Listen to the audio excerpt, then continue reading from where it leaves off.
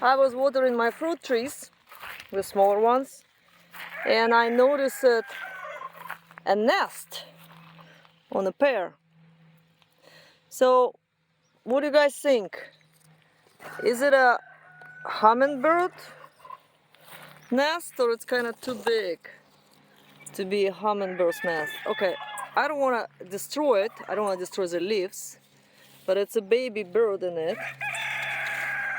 Oh, it's actually some bird flying there. Oh no, it's not hummingbird. Yeah, some kind of small bird. It's very tiny baby.